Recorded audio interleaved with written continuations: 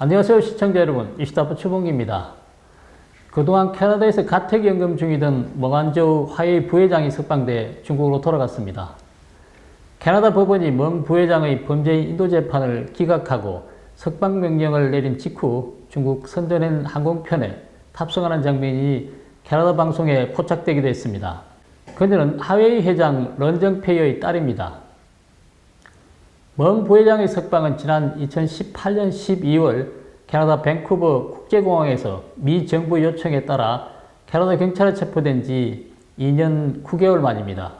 미국 검찰은 2019년 1월 이란에 장비를 수출하기 위해 홍콩의 위장회사를 활용해 미국의 대이란 제재를 위반한 혐의 등으로 멍 부회장을 기소하고 캐나다로부터 멍 부회장의 범죄인 인도를 추진해 왔습니다. 그러나 멍 부회장은 캐나다 법원에 범죄인 인도를 막아달라고 소송을 냈고 이후 밴쿠버 자택에만 머무르는 조건으로 보석 허가를 받았습니다. 트럼프 전 미국 행정부가 중국과 첨단 기술 등을 둘러싼 무역 전쟁을 벌이는 과정에서 벌어진 멍 부회장의 체포는 이후 다방면으로 확전된 미중 갈등의 대표적 사례 중 하나였습니다. 그래서 미 법무부와 멍 부회장 측은 이번 합의는 미중 갈등의 돌파구가 될 수도 있을 것이라고 블룸버그 통신은 내다봤습니다.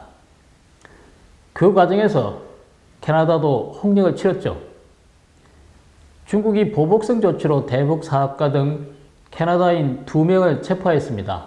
멍 부회장 석방에 따라 중국에 국금 중인 캐나다인들이 풀려나 최근 총선에서 과반 의석 확보에 실패한 지스탱 트리도 캐나다 총리도 정치적 입지를 상당 부분 회복할 것으로 전망되고 있습니다. 멍한저우는 미국 법무부와의 플리바겐 협상이 타결돼 중국으로 돌아갈 수 있었습니다.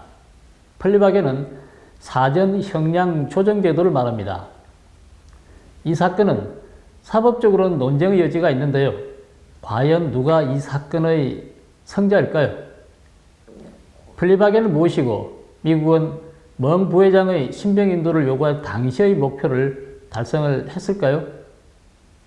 그리고 멍한저우는 유죄를 인정했을지 또 자유를 얻었을지 그리고 미국, 캐나다, 중국 3자 중 누가 더 많은 양보를 했을지 등등 여러가지 궁금증에 대해 알아보도록 하겠습니다. 미 법무부와 멍 부회장은 합의를 한 것은 플리바겐입니다. 플리바겐은 유죄를 인정하는 합의를 의미하는데요. 중국어로는 인죄, 즉 유죄 인정이라는 두 글자이지만 영어에서는 완전히 다른 두 가지 개념을 가지고 있습니다. 하나는 플리길트로 유죄를 인정하는 것이고 다른 하나는 어드미션으로 혐의를 인정하는 것입니다. 멍 부회장의 기소유예 합의는 혐의를 인정한 것입니다. 그렇다면 멍한저우가 유죄를 인정했을까요? 그는 법정에서 유죄를 인정하지는 않았지만 공소책의 사실 진술은 인정했습니다. 미국 사법체계에서는 이를 플리바겐이라고 합니다. 이것은 일종의 타협으로 볼 수 있는데요.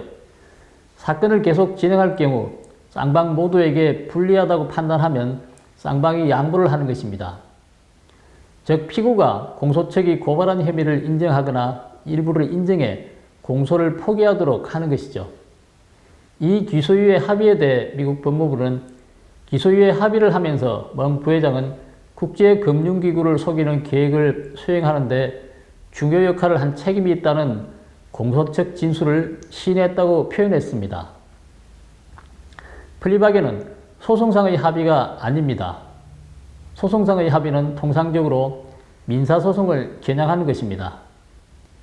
플리바겐은 형사사건을 겨냥하는 것으로 일반 형사사건은 정부가 기소를 하게 됩니다. 미국에서는 형사고발 사건의 90 내지 95%가 플리바겐으로 사건이 종결될 정도로 보편화되어 있고 소수의 사건만이 배수민이 있는 법정 재판에 회부되게 됩니다. 그렇기 때문에 미국에서는 플리바겐으로 합의한 것을 두고 미국이 양보한 것이라고 생각하는 사람은 거의 없습니다. 기소유예 합의는 불기소가 아니라 정부가 기소는 하되 잠시 추진을 하지 않는 것입니다. 이번 유예 사건은 2022년 12월까지로 이 기간 안에 합의된 조건을 위반하지 않는다면 고소를 취하할 방침입니다. 과연 이번 플리바겐으로 미국은 이득을 본 것일까요? 아니면 손해를 본 것일까요? 이를 따지려면 미국이 멍 부회장의 신병 인도 목적이 무엇인지를 알아야 합니다. 멍 부회장의 신병 인도를 요구한 것은 바로 하웨이를 기소하기 위한 첫걸음으로 타겟은 멍안저우가 아니라 하웨이입니다. 멍안저우는 이란에 대한 미국의 금수 및 제재 조치를 하웨이가 위반한 사실을 입증하는 정인일 뿐입니다. 하웨이 죄를 입증하는 과정에서 멍안저우가 HSBC와 관련해 거짓 증언을 한 사실이 드러났습니다. 그렇기 때문에 멍안저우로 체포한 것은 하웨이 유죄를 입증하기 위해서라고 볼 수가 있죠. 이제 멍안저우가 미국 검찰의 고발 혐의를 인정하면서 사실상 하웨이가 이란과 거래했다는 점을 간접적으로 인정했습니다. 그녀는 가담자이자 하웨이 사건의 내부 적원자인 셈입니다.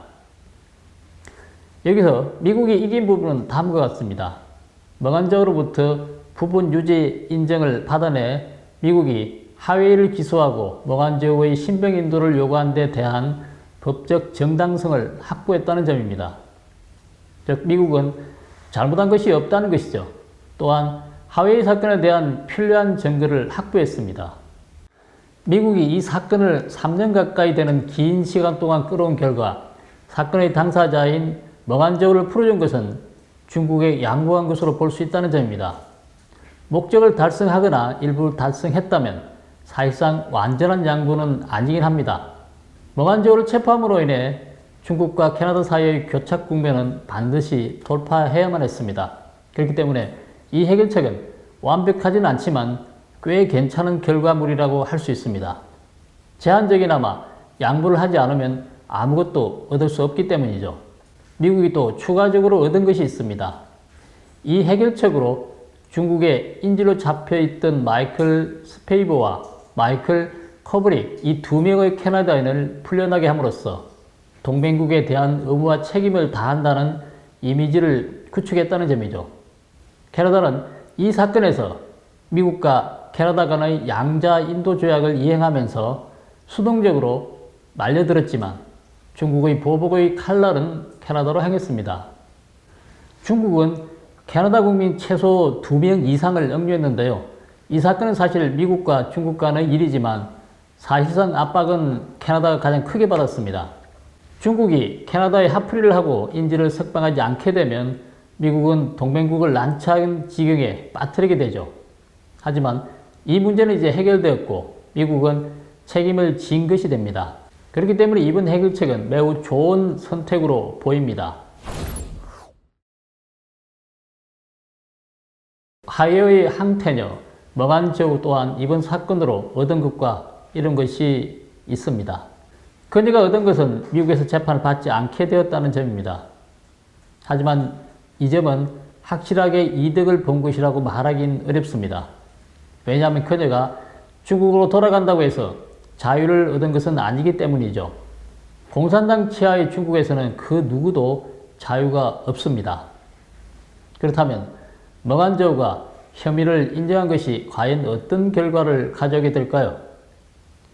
플리바겐은 누가 제안한 것일까요? 멍안저우일까요? 아니면 중국 정부가 결정한 것일까요? 적어도 그녀는 중국 당국의 허락을 받았을 것입니다.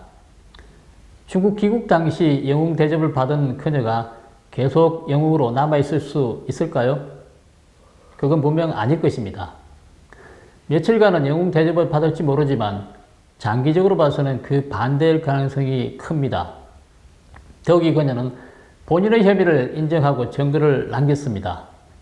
그렇기 때문에 중국 당국은 그녀를 가만히 두지 않을 것입니다. 역사적으로 볼 때 중국 정부가 많은 비용과 공을 들여 해외에서 데려온 사람은 그 사람이 영웅이든 권력과 집단의 중요한 인물이든 일단 중국 본국으로 돌아가면 처벌을 받았습니다. 6.25 전쟁 포로의 귀국이 가장 대표적인 사례입니다. 당시 중국은 모든 중공군 포로를 귀국시키려고 필사적으로 노력했습니다. 이를 위해 한국전쟁을 1년 더 넘게 치렀습니다. 휴전의 가장 큰 장애물이 전쟁포로 송환 문제였습니다. 중국은 전원 송환을, 미국과 유엔은 자발적 송환을 고수했었죠. 중국이 그처럼 공을 들여 전쟁포로들을 데려가려는 것은 그들을 영웅으로 떠받들기 위해서일까요? 그건 아닙니다. 당시 최종적으로 중국군 포로 중 약 3분의 1이 귀국을 선택했는데요. 이들은 지휘관에서부터 일반 병사에 이르기까지 모두 정치검열을 받았다고 합니다. 당원 중 약 92%가 당적을 박탈당했고, 당적을 잃지 않은 사람도 각종 처벌을 받는 등 대부분 군인 신분을 인정받지 못했습니다. 그들은 수십 년간 정치운동이 있을 때마다 중국의 투쟁 대상이 됐습니다. 당시 중국군 병사가 포로 잡힌 것은 불가피한 일이었고, 귀국한 포로는 모두 중국에 충성하는 자들이었습니다. 중국에 충성하지 않는 사람들은 대만으로 갔습니다. 결국 중국은 자신들에게 충성하는 자들만 처벌한 셈이죠. 아주 어처구니가 없는 일이었죠. 따라서 중국이 전세기로 멍한저우를 귀국시킨 것은 그녀를 보호하기 위해서라기보다 기밀 유출을 방지하기 위함일 가능성이 높습니다. 그녀가 미국의 하위의 기밀을 털어놓을까봐 두려웠을 것입니다. 그래서 귀국은 그녀에게 결코 좋은 일이 아닐 것입니다. 멍한저우가 진 것은 두 가지입니다. 하나는 그녀가 공소사실을 인정하였다는 점입니다. 그것은 자신의 죄를 일부 인정한 것이기도 하지만 자신의 과거 약속을 어기는 것이기도 합니다. 멍한저우는 조건 없는 석방, 공개사과, 정신적, 물질적 손해배상 등 세 가지 조건이 충족되지 않으면 차라리 미국과 캐나다의 감옥에서 여생을 보내겠다고 주장한 바 있습니다. 이 가운데 어느 한 가지 조건도 충족되지 않았습니다. 즉 미국과 캐나다가 양보를 한 것이 아니라 멍한저우 자신이 물러선 것이죠. 그리고 또 하나는 하웨이에 불리한 증거를 남겼다는 점입니다. 중국이 이긴 점은 인질 외교가 효과를 보았다는 것입니다. 캐나다 인질 문제가 미국이 플리바겐을 선택한 이유 중 하나일 것입니다. 그리고 중국이 패배한 점은 전 세계가 보는 앞에서 인질 국가 이미지를 적나라하게 드러냈다는 것입니다.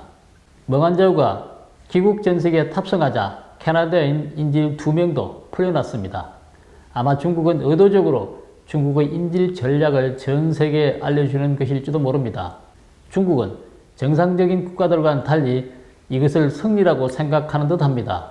중국은 대북 사업가인 마이클 스페이버와 전직 외교관인 마이클 코브릭을 임의로 체포해 간첩죄로 기소하고 올해 3월 국가기밀을 이유로 비공개 심리까지 하고 8월 11일 징역 11년을 선고했습니다. 그런데 이런 과정을 모두 없었던 일로 하듯이 단 1초 만에 제목을 모두 지우고 선고한 사실까지 없앨 수 있다니 중국 사법기관은 이제 천하의 웃음거리가 되어버렸습니다. 이로 인한 부작용으로는 중국이 김정은과 척을 지게 될 수 있다는 것입니다. 그것은 단둥에서 북한과 관광사업을 하다가 중국의 인질로 붙잡힌 마이클 스페이버 때문인데요. 그는 김정은의 친구이자 NBA 스타 데니스 로드먼을 비롯해 중국 정부 관리들과 친분이 있고 김정은과도 친분이 있다는 소문이 돌고 있습니다. 며칠 전 나온 프랑스 싱크탱크의 보고서의 표현처럼 중국은 전술상으로는 승리하고 전략상으로는 실패했다고 볼 수 있습니다.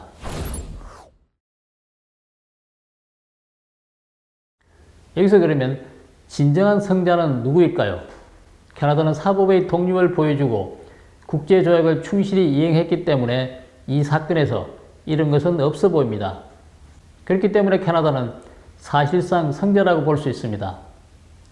지금 당장은 국가의 영웅 대접을 받고 있는 멍한저우가 과연 앞으로 중국 정부의 어떤 처벌을 받게 될지, 그리고 화웨이를 기소하려는 미국은 중국과 앞으로 어떤 싸움을 벌이게 될지 기초가 주목됩니다. 오늘 방송은 여기까지 하겠습니다. 구독, 댓글, 좋아요를 눌러주시고 지인들과 공유해 주시기 바랍니다. 감사합니다.